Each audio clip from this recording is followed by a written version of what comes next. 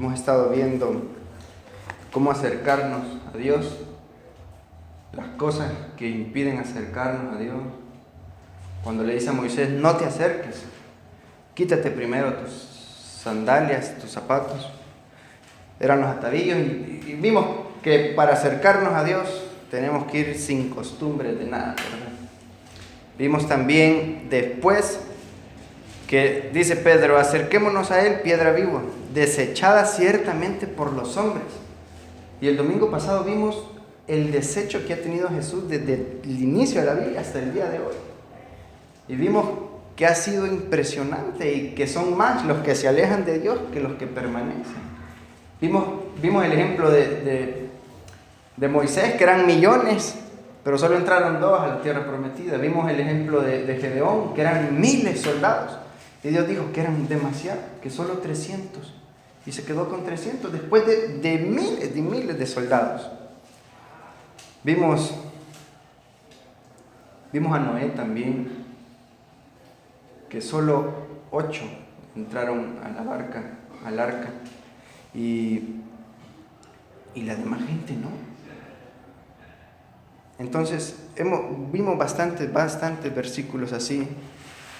Y el mensaje del domingo pasado era, no nos dejemos engañar, solo ver a Jesús. El diablo tiene 6,000 años de estar engañando al mundo.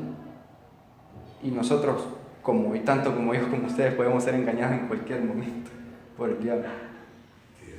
No podemos ser más listos que él. Y vimos el versículo que decía Pablo, voy a correr mi carrera, pero puesta la vista en Jesús, decía, puesta la vista en Jesús. Yo voy a la iglesia y lo generalmente que vemos en la iglesia son los hombres, son las cosas malas. Veamos a Jesús, veamos a Jesús, veamos a Jesús. Ese era el mensaje del domingo pasado. Pero ahora vamos a pasar al otro versículo, al versículo 5, y lo vamos a leer juntos. Dice, vosotros también, dicen, como piedras vivas, sed edificados como casa espiritual, dice. ¿Lo leyeron conmigo? Vosotros también, como piedras vivas, sed edificados como casa espiritual, dice.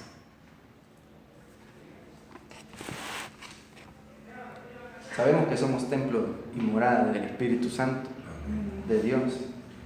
Vimos cuando Moisés, vimos cuando David, vimos cuando Salomón, vimos cuando Nehemías construyó el templo, reconstruyó el templo.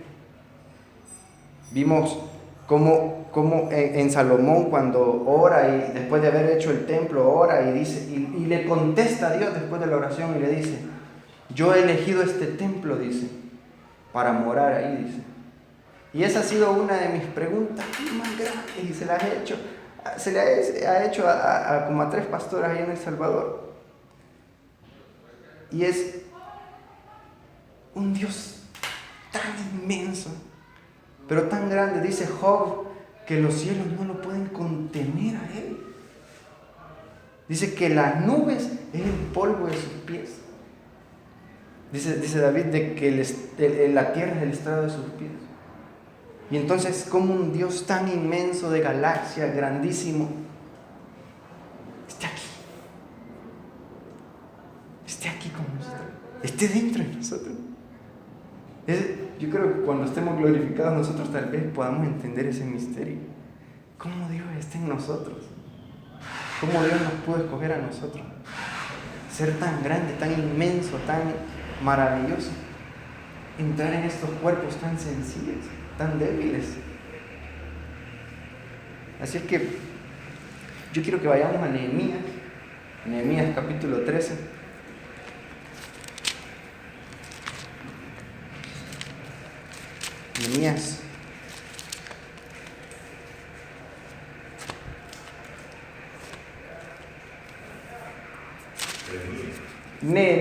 Nehemías está antes de Esther.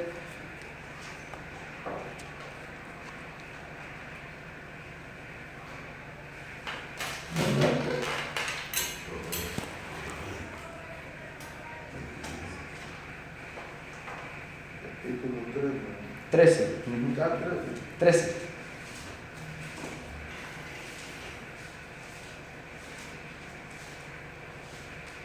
para entrar un poquito en la historia de Nehemías. Nehemías era el copero del rey. Y llegan unos familiares y le dicen de que Jerusalén estaba destruido, y él se carga en su corazón y llora amargamente. Y le pide al rey permiso para ser enviado a construir eso. Y él va y construye con toda la gente las puertas, los muros, Jerusalén completa. Y tuvo bastantes adversarios, se burlaban de él, se mofaban, tenía bastante gente en contra de lo que estaba haciendo, pero él construyó el templo. Él reconstruyó el templo. Y yo quiero que del versículo 1, no vamos a leerlos todos porque son largos, pero vamos a ir por partes. Pero el versículo 1 dice: aquel día, ya cuando todo estaba construido, aquel día se leyó en el libro de Moisés, oyéndolo el pueblo, y fue hallado escrito en el que los amonitas y moabitas no debían entrar en la congregación de Dios. O sea que había gente que no podía entrar a la casa de Dios. Y dice el versículo 2 que era la gente que no recibió bien y no le dio pan ni bebida al pueblo de Israel cuando salió de Egipto y todo eso, ¿verdad? Pero dice el versículo 3: cuando oyeron pues la ley, separaron de Israel todo lo mezclado con extranjeros. Aquí quiero yo hablar, aquí quiero que nos detengamos un poquito. Porque ellos agarran el libro de la ley, agarran el libro de Moisés y lo leen y se dan cuenta de que ellos estaban mezclados. Y dice: ustedes no pueden permitir que esa gente entre al templo, a la congregación de Dios. Y cuando ellos leen eso, dice que se separaron después todo lo mezclado con los extranjeros. Los extranjeros, pongámosle todo lo exterior, todo lo que está afuera.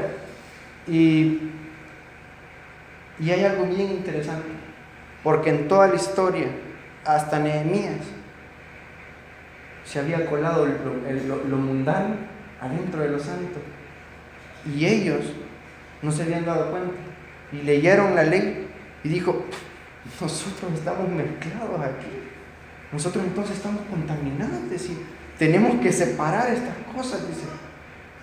Hay cosas que no deberían de estar junto con lo santo. Hay cosas que nosotros tenemos que cuidar, que no le pertenecen a nadie más, sino que solo a Dios. Solo a Dios. Y nosotros tenemos que conocer qué cosas están mezcladas con lo santo, con la santidad, con lo de Dios en nosotros. En nosotros. Ya voy a llegar ahí. Pero dice el versículo 4: antes de esto, o sea, antes que leyeran la Biblia, antes que leyeran el libro de Moisés, antes que separaran lo mundano con el pueblo de Israel, dice: antes de todo esto, el sacerdote Eliasib, siendo jefe de la cámara de la casa de Dios nuestro, había emparentado con Tobías, dice. Y el versículo 5 dice: y le había hecho una gran cámara, en la cual guardaban las ofrendas, los inciensos, los utensilios, los diezmos, el vino, el aceite y todo lo sagrado para los servidores de la casa de Dios. Y ahí vivía Tobías. Entonces, este sacerdote Eliasib viene, toma a Tobías, y si vemos capítulos antes de Nehemías, Tobías era de los que se burlaban de Nehemías cuando estaba reconstruyendo el muro. Y este sacerdote le hizo un cuarto, una cámara, un cuarto grande, donde guardaban todo lo santo de Dios. Vino el sacerdote y sacó todo lo santo y metió todas las cosas de Tobías. Y Tobías vivía ahí ya.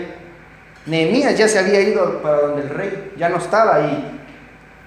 Y cuando llega ahí, dice el versículo 6, mas a todo esto, dice: yo no estaba en Jerusalén. Esas son palabras de Nehemías. Esas son palabras de Nehemías.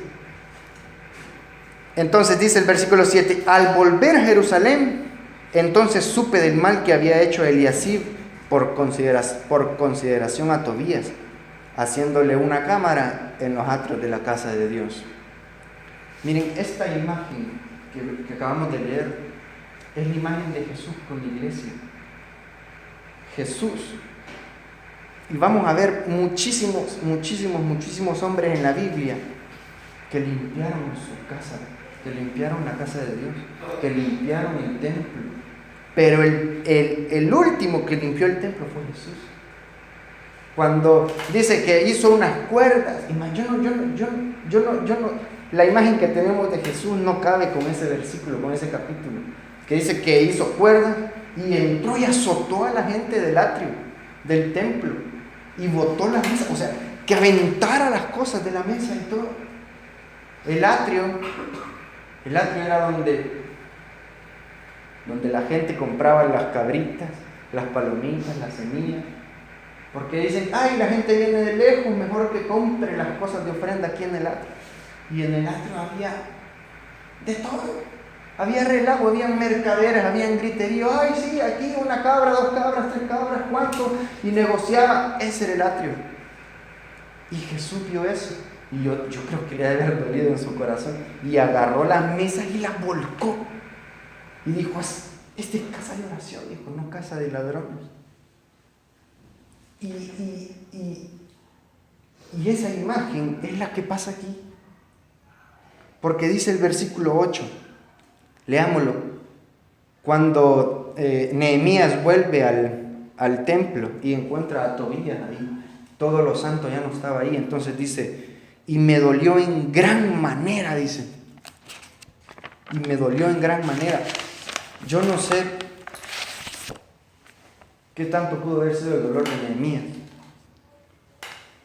qué tanta comunión, qué tanta santidad había en el corazón de Nehemías, de ver todo lo mundano en la casa de Dios, todo lo mezclado con lo malo en la casa de Dios. Y se dolió en gran manera, dice. El dolor de ver la iglesia mundanizada, la angustia de cómo un sacerdote permitió esto en la casa de Dios. Porque eso fue el sacerdote. Fue uno de los ministros que permitió que la iglesia se mundanizara, se contaminara, de sacar todo lo santo, de sacar el vino, de sacar el aceite, que el aceite es la unción, el gozo, el vino es el gozo, las ofrendas son los sacrificios. O sea, de sacar todo lo santo, la santidad de Dios de una iglesia y meter a Tobías. Meter todas las cosas de Tobías, todo lo mundano, todo lo que no debería estar ahí. Y dice que se dolió en gran manera. Hay un versículo en la Biblia que lo pasamos desapercibido cuando leemos Corintios. Usted ha leído Corintios, todo Corintios, ¿verdad? Usted también, hermano Catherine, hoy también, el hermano. Pero hay un pasaje y hay un versículo, hay unas palabras que pasan desapercibidas. No lo vamos a leer, pero está en Corintios 10, capítulo 7, lo pueden memorizar y leerlo en su casa. Se lo voy a leer yo. Pero 10:7. Y está hablando de las amonestaciones contra de la idolatría del pueblo de Israel cuando va en el desierto. Y está hablando y todo, y dice unas palabras bien importantes. Dice el versículo 7. Ni seáis idólatras, dice, como algunos de ellos, según está escrito, dice. Se sentó el pueblo a comer y a beber, y se levantó ¿a qué, hermano? A jugar, dice. A jugar. Y se levantó a jugar. Hay muchas iglesias que se levantan a jugar. A jugar. Y eso no tiene que ser así. Uno llamado para edificar, dice, los 5 ministerios fueron llamados para edificación de la iglesia. Pero no la estamos edificando. Yo quiero que entendamos que el concepto de iglesia no son las 4 paredes donde todo el mundo está reunido. Somos nosotros. Ahorita nos podemos ir al parque y predicamos ahí, y ahí estamos reunidos como iglesia. Vamos a la calle y solo yo voy con mi esposa y estamos hablando de la palabra y estamos reunidos como iglesia. O sea, tenemos un mal concepto de qué es la iglesia. Pensamos que la iglesia es de 300 miembros para arriba. No. No nos equivoquemos. Puedo estar yo solo aquí, adorando a Dios, leyendo la palabra, y estoy en mi iglesia. O sea, tenemos un mal concepto de lo que es la iglesia. Y estos se levantaban a jugar a medio del desierto. O sea, y entonces viene Nehemías y se dolió en gran manera. Y mire las palabras de Nehemías. No solo las palabras, sino las acciones de Nehemías. Dice, y arrojé todos los muebles de la casa de Tobías fuera de la cámara. Las arrojé. Mire, hay una palabra, arrojar y sacar con buenos modales, ¿verdad? Pero arrojar, ¿qué es? Y agarrar la silla y aventarla allá afuera. Voy a arrojar a alguien, es empujarlo y sacarlo del lugar. O sea, si yo voy a sacar a alguien, le abro la puerta y le digo, bueno, ya, salite. Pero arrojar, suena hasta grosero. Y Nehemías arrojó todos los muebles de Tobías. Y yo me imagino que Tobías iba incluido ahí de seguro. Pero fíjense que no solo él hizo eso con el templo. Hay muchos hombres en la Biblia que hicieron eso. Y yo voy a leer algunos versículos, no todos, porque son montonazos de gentes, de hombres en la Biblia y de mujeres, que limpiaron la casa de Dios porque se había contaminado. Dice el primero, el rey Asa. En 1 Reyes 15:20 dice, no lo leamos, dice, quitó la idolatría del templo de la casa de Dios y arrojó todo. O sea, las mismas palabras de Nehemías. Las mismitas palabras de Nehemías.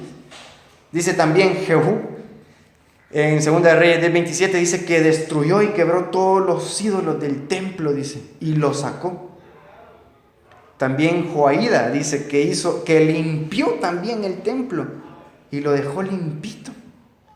Y este sí lo quisiera leer yo, porque cuando lo leí por primera vez, después que estaba haciendo la prédica, me impresionó. Dice, se llama Josías. Y dice el versículo 4, entonces mandó el rey al sumo sacerdote Hilcías, a los sacerdotes de segundo orden y a los guardianes de la puerta, dice, que sacasen del templo de Jehová todos los utensilios que habían sido hechos para Baal, para Acera y para todo el ejército de los cielos. Y los quemó fuera de Jerusalén en el campo de Cedrón e hizo llenar de cenizas todo Betel. Mire pues, sacaron, limpiaron la casa de Dios también. Está también Ezequías, lo pueden leer en Crónicas. Manasés también quitó la idolatría, quitó lo mundano del templo de Dios, de la casa de Dios. Esdras también hizo lo mismo, hizo conforme la ley, dice, y quitó y arrojó. O sea, no solo Nehemías hizo eso. Fueron muchas personas las que tuvieron la carga de ver la iglesia santa, como en un inicio fue. ¿Por qué la iglesia fue santa? Fíjese que la iglesia está en Génesis. Si leemos de Génesis con entendimiento, podemos ver que la iglesia nació sin pecado. Cuando crea a Adán, lo hace de la tierra, del polvo y de carne y hueso. Pero dice que Adán es la figura de Cristo. En el Nuevo Testamento Adán es la figura de Cristo. Lo vemos en Apocalipsis y todo eso. Pero también en Efesios 5 dice, habla de una mujer y es Eva. Y dice que cuando hizo a Eva, sacó de las costillas de Adán sin sangre. Porque la sangre es para expiación, es por pecado, para limpiar pecado. Y Eva fue hecha sin sangre, sin pecado alguno. Y esa era la imagen de la iglesia, que nació limpia, que nació sin pecado. Pero conforme el tiempo, después de la caída del hombre, se contaminó todo hasta el día de hoy. O sea, han pasado muchísimos años. Y estos hombres tuvieron la carga de ver el templo limpio, de limpiar el templo. Entonces, vemos el ejemplo de Jesús limpiando el atrio, limpiando el templo, y no enojado, enojadísimo, para irrumpir a las personas que estaban vendiendo y aventarle las mesas. Esa imagen de Jesús no la concebimos nosotros, porque nosotros pensamos a un Jesús santo, a un Jesús humilde, a un Jesús hasta cierto punto tímido, pero cuando vemos que agarra las mesas y las avienta y azota a la gente, ese Jesús no entra en nuestra mente. Pero así como limpió el atrio Jesús, en su segunda venida va a volver a limpiar el atrio, dice Apocalipsis. Va a volver a limpiar la iglesia. Nos va a limpiar a todos nosotros. Y espero que estemos por lo menos un poquito más limpios de lo que encontró el atrio Jesús en ese momento. Entonces, todos los hombres que intentaron limpiar el templo en la Biblia, después que fue escrita la Biblia, también hubieron muchísimos hombres que limpiaron la iglesia. Con la Reforma, cuando se salió Martín Lutero del catolicismo y tradujo la Biblia por eso nos llaman protestantes a nosotros, porque él protestó contra la iglesia católica, contra los papas, contra los de Roma y todo, en lo que él creía de la palabra de Dios. Pero volviendo a Nehemías, él dice, me dolió en gran manera, dice, y arrojé todos los muebles de la casa de Tobías fuera de la cámara. Y dije que limpiasen las cámaras e hice volver ahí los utensilios de la casa de Dios, las ofrendas, el incienso, y describe todo lo que estaba afuera. Mi pregunta es, nosotros somos el templo de Dios, ¿verdad? El vino representa el gozo, el aceite, la unción, las ofrendas, el sacrificio, el servicio y todo eso. Y dice más adelante, en el versículo 22, y ese es el que yo me voy a enfocar ahorita, y aquí vamos a terminar. Y dije a los levitas, a los que conocen de Dios, a los que están en el camino de Dios, entonces yo le cambio, y dije a los cristianos, dice, a los creyentes, que se purifiquen y que vengan a guardar las puertas. Las puertas. Y aquí quiero yo el mensaje que quiero. Este es el mensaje que yo les quiero transmitir a ustedes. Somos el templo de Dios. Somos el templo, la casa, la morada de Dios, del Espíritu Santo en nosotros. Ahora, ¿por qué no hay unción en nuestra vida? ¿Por qué no hay gozo en nuestra vida? ¿Por qué no hay sacrificio? ¿Por qué no hay alegría de ir a la casa de Dios? Es porque hemos descuidado las puertas y hemos dejado que algo entre a ocupar el lugar de lo que tendría que estar ocupando Dios, a ocupar lo santo del templo. Nosotros tenemos que ser edificados con la palabra, con la misma presencia de Dios, con la escritura, con la oración y todo. Pero tenemos que guardar las puertas. Hay puertas espirituales, portales espirituales que permiten que entren los demonios, que entren las cosas malas, lo mundano en nuestra vida. Vea una película de miedo y va a abrir una puerta en su vida. Y algo va a sacar. O va a ser unción, gozo, sacrificio, pero algo va a sacar. Escuche música, las puertas se abren con oídos, bocas, ojos, tacto. Con cualquier cosa se abren las puertas. Hay infinidad de puertas en la Biblia en las que nosotros dejamos abrir o las mantenemos cerradas, guardando las puertas cerradas. Tenemos que, pero les dice, cristianos, levitas, servidores de Dios, purifíquense y vengan a guardar las puertas, dice. O sea que no podemos guardar las puertas sin estar limpios, porque para guardar las puertas hay que sacar todo lo que tenemos malo nosotros. Y después, ya limpio, guardar la puerta, ya cuando está lo santo, cuando está la unción, cuando está el gozo, cuando está la paz, cuando está todo. Pero tenemos que ser edificados. Por eso dice Pedro, sed santos y casa de Dios, morada de Dios. ¿Usted cree que Dios va a estar cómodo en un lugar donde no hay comodidad para Él? Si esta casa fuera el interior de nosotros y en vez de lo santo hubiera desorden, lo que usted estaba diciendo, hubiera desorden, hubiera suciedad, hubiera hediondez, ¿usted cree que Dios se va a sentir bien en ese lugar? No. Por supuesto, es lógica la pregunta. Entonces esto hagámoslo chiquito en nuestra vida y así pasa dentro. Si nosotros no guardamos las puertas, dice, vigilen las puertas, dice. Por eso cuando leímos a Josías, dice que él puso guardianes en la puerta. Eso fue antes de Nehemías, muchos años atrás. Puso guardianes en la puerta. ¿Me siguen? ¿Me están entendiendo? Y bien golpeadito. Entonces, ¿qué tan purificados estamos nosotros? ¿Cuánto gozo hay en nuestra vida? ¿Cuánta unción hay en nuestra vida? ¿Cuánta paz hay en nuestra vida? ¿Cuánta cosa qué tan llenos estamos de la Biblia nosotros? Si yo hago un cuestionario, si yo hago un examen ahorita y pongo de tema películas, novelas y Biblia, y me incluyo, creo que donde más sacáramos buena nota fuera en películas o novelas que no en Biblia.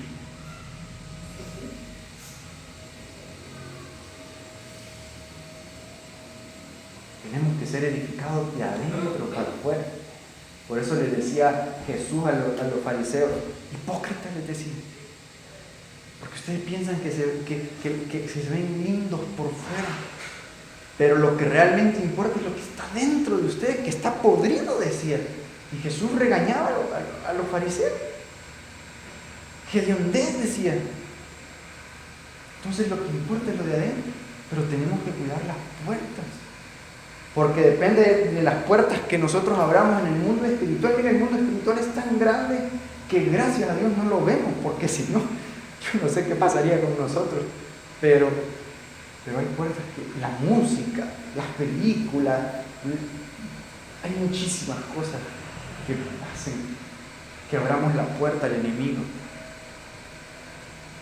y reemplacemos lo santo, reemplacemos la unción.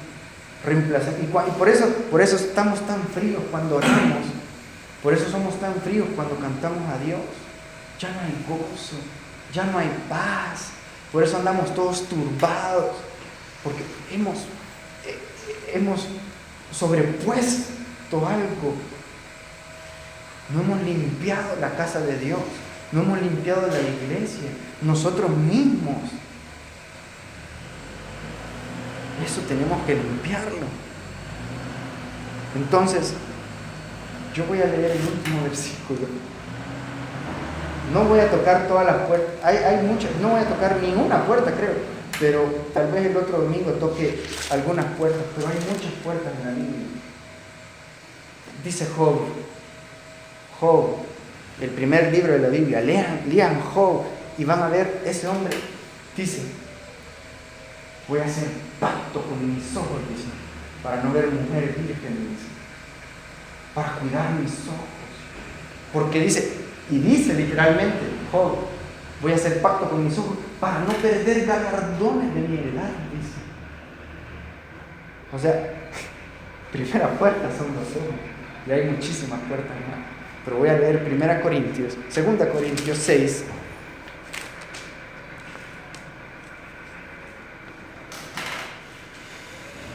Dice el versículo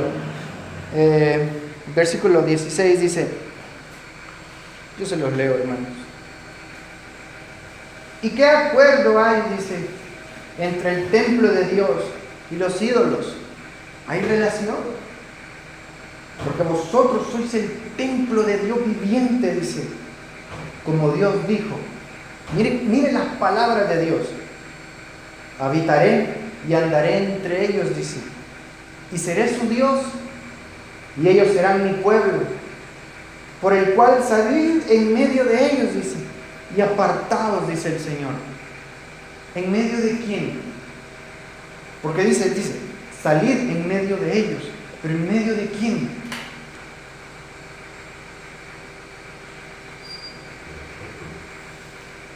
de lo mundano, de lo mundano. Sí. Y dice, y apartaos, dice el Señor, y no toquéis lo inmundo, dice. Y yo os recibiré, y seré para vosotros Padre, y vosotros seréis hijos e hijas, dice el Señor Todopoderoso. Y aquí hay algo bien importante. Así que, amados, tenemos tales promesas, dice, de que Él va a ser nuestro Padre, y nosotros vamos a ser sus hijos.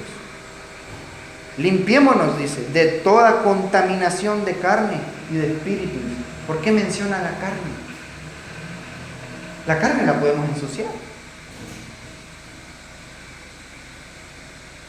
Por supuesto que sí. Nos podemos tatuar y abrimos una puerta y ensuciamos la carne.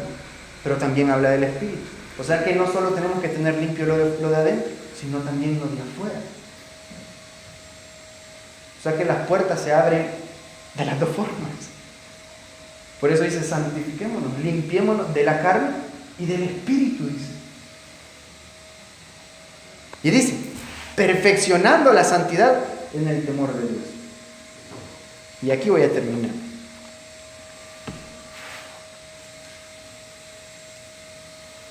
Entonces nosotros damos permiso a sacar lo que tenemos santo, limpio. Un niño nace sin pecado, pero mientras va creciendo y va conociendo el mundo y va conociendo amistades, ese niño va abriendo puertas. Y después crece ya llenito de suciedad por dentro, llenito de mundo. Si ese niño no es ministrado, no es orado, ese niño así va a quedar. Y después Dios va a venir a limpiar nuestros templos. Dios va a venir a limpiar nuestros templos. Yo he escuchado predicadores que dicen, yo me enojo con Dios y le oro a Dios. Yo pregunto, ¿qué pasaría si Dios le contesta esa oración de la misma manera? Dios mío. Dios ha tenido mucha misericordia de nosotros. Muchísima misericordia. Yo le oro a Dios y le digo, Señor, todavía no vengas. Todavía podemos limpiarnos. Todavía podemos santificarnos. Todavía podemos tener tu imagen. Pero no abramos puertas. Puertas espirituales que las podemos abrir en cualquier momento.